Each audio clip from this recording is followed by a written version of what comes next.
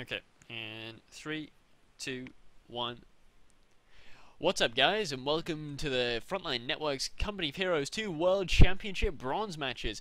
We are now heading into our third game in our bronze match between Marcus and Symbiosis. They were both knocked out in their semi-finals games, but they're now fighting it out for a chance to win $100 in... And the honors! And of course the glory. Yeah, the bragging rights will last forever. Money is temporary, but bragging rights last forever. So they are battling it out on Colony Firma. So far they have gone 1-1, hence we've gone to a game 3, and so far it's 2 Soviet victories. Marcus has VP faction choice for this game 3, and he has chosen to go with the Soviets once again. So we're gonna have to see what Symbiosis can do when he's given another chance to crack the Ostia. Yeah, he's gonna crack the Soviets actually, as he'll be taking on the Oster Symbiosis here. He needs to find a counter to this Soviet combined arms. It's very, very tough, and there's actually, we saw Marcus hit the dirt last game, for example, game 2. He used the guard rifle combined arms tactics, and you know, we've seen Aim Strong play with the guard motor coordination tactics to get those T-34-85s out, for example. So there's, you know, you can mix it up a little bit. But generally, it's just the combined arms. How do you beat this? Hopefully Symbiosis is going to show us in this game. So let's jump into it from the 5-second mark. And we'll be unpausing in 3, 2, 1, unpause. 6, 7, 8, 9, and 10. Nothing unusual for Symbiosis building his tier 1 building and just moving up north. But that last game was still a struggle. Both of the games were not outright Soviet waffle stumps. It was still still hard for Marcus because he was boxed out a little bit. Not like he boxed out Symbiosis by the base pin in the first game when he played as Axis, but still it wasn't an outright victory. So I still think there's leeway. You can come back as Axis. I played a friendly match against one of the streamers, Cataclaw. I managed to come back somehow, but I don't know. Superior tactics and maybe decisions on the battlefield, I don't know. It's hard to break this Soviet combined arms play with snipers and stuff.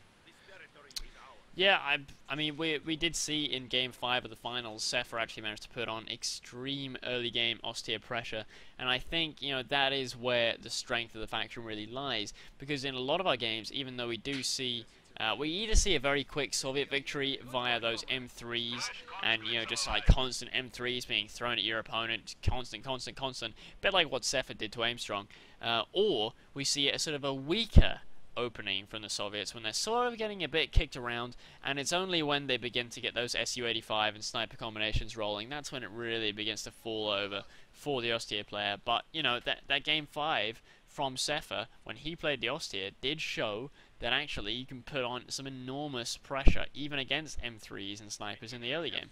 Kind of similar to what we saw from Marcus in Game 1. Extreme pressure, base pin, just, you know, use the building to full effect and just put MGs in them and just box them out when the Soviet player is basically spending manpower to build his tier 1, for example. That's 200 manpower down for that tier building, and then he needs to wait a little bit longer, and, you know, he has less forces than you, especially if you go for an extended tier 1 with 5, 6, maybe 7 tier 1 units like Aimstrong used to do, and he won basically every single Axis game he played up until the finals against Sepher. But until that point, he won by using this massive tier 1 super aggression, using all of the buildings on the map. Buildings are free, just get in them, get superior cover, and then just push the Soviet player until he's sitting in his base, set up your MGs, and then you're laughing.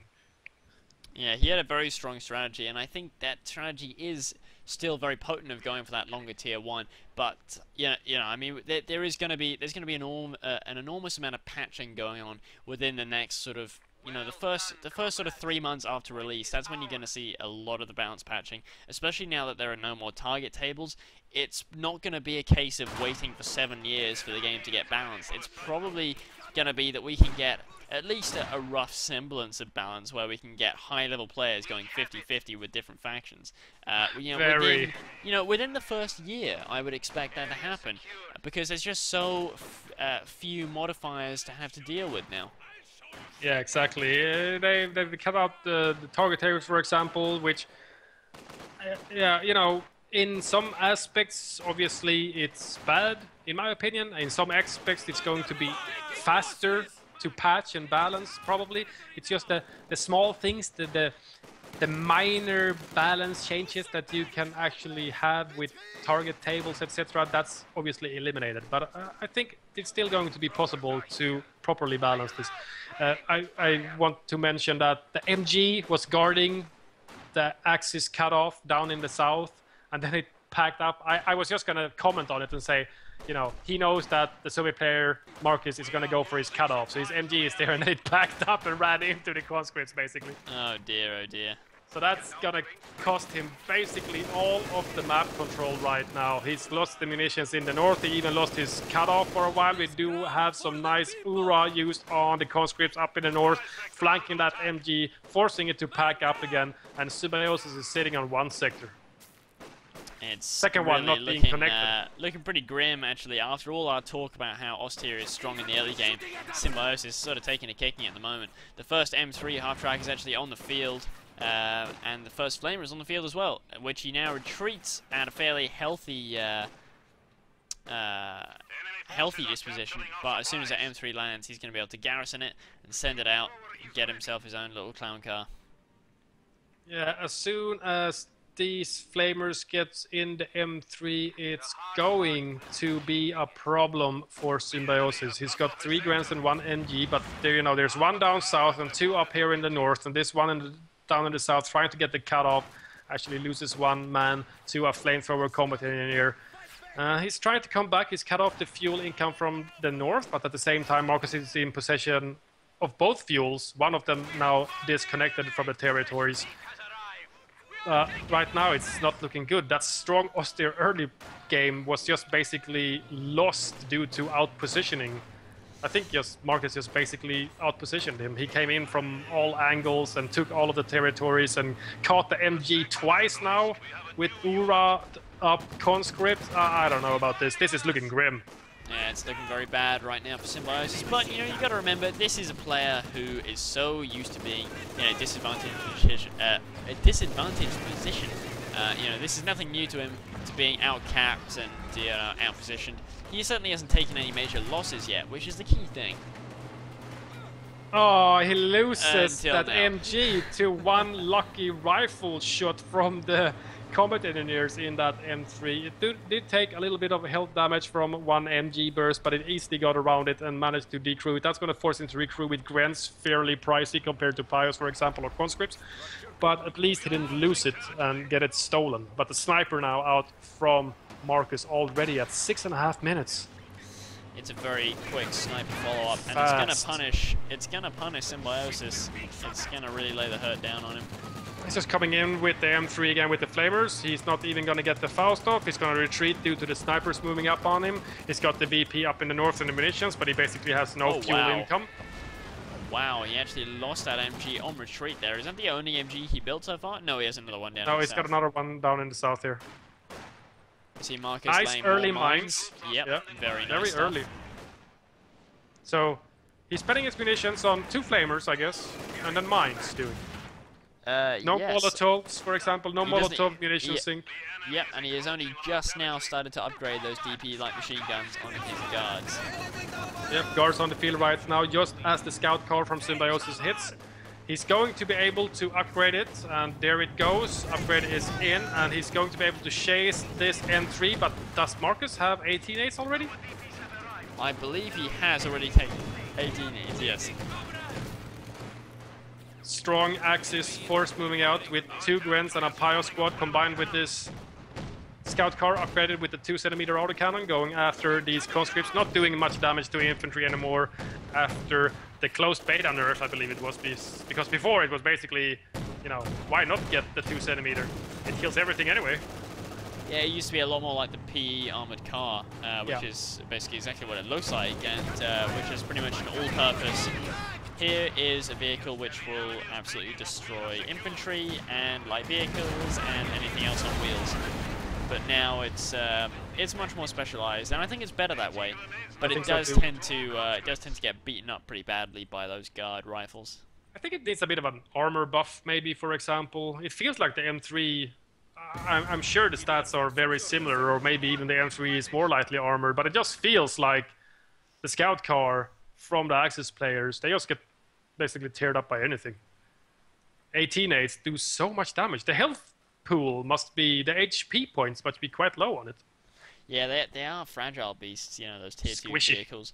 But, you know, it kind of fits because they are in tier 2. They are in a low tier. They're not higher tier vehicles. In Vico, for example, if you wanted a vehicle as Wehrmacht that was actually tough and had good armor and health, then you'd have to go to tier 3 for Pumas and Stugs and so on. If you build a vehicle out of tier 2, like your Hartrack, you would take for granted the fact that it's pretty weak. Oh, M3 gets a heavy engine damage from that Faust that went in on it, but it's not actually pursuing it. What's happening? Down south, a Gren goes down to Flamer Combat Engineers and 2 conscript squads. That shuts down all of that capping from Symbiosis. And we have an Axis sniper on the field. He's gonna fish for a very cool counter sniper. What's happening? Oh my goodness, oh my god! 2 Gren squads go down in the blink of an eye thanks to a beautiful guard grenade and a little bit of help from the scout car as well. The scout car actually, Axis Healthcare gets buttoned and Symbiosis actually throws in the towel. He's had enough. He is not going to take this anymore.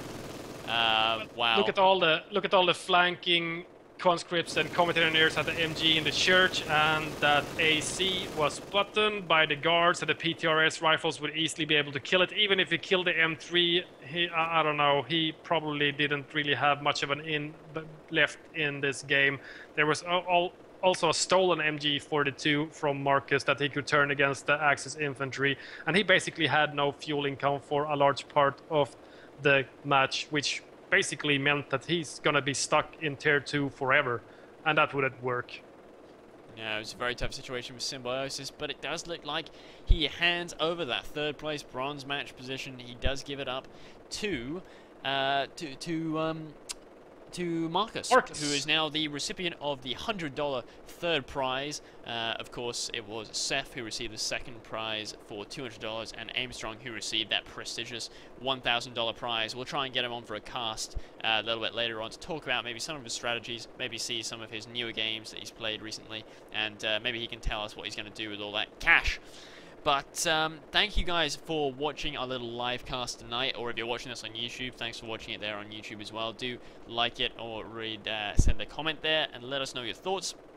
If you're we've had a lot of comments, when are we going to do something else like this again? Well, as you might expect, it's a very time, resource, and money-intensive project, so it's the kind of thing that we may want to do sort of once, maybe twice a year, perhaps. But we have some ideas for some smaller live events that we're going to be rolling out, maybe over the next few months, maybe starting sort of nearer the end of the year. But we hope that you guys have really enjoyed our World Championship. These are going to be probably the last games that we cast from it. We'll probably go back to doing order match games because the game is going to be patched fairly shortly, we believe. So, yeah, we thank you very much to everyone who watched our live cast over the weekend, and for all of those who are now watching these casts on YouTube. Thanks, guys. See you guys.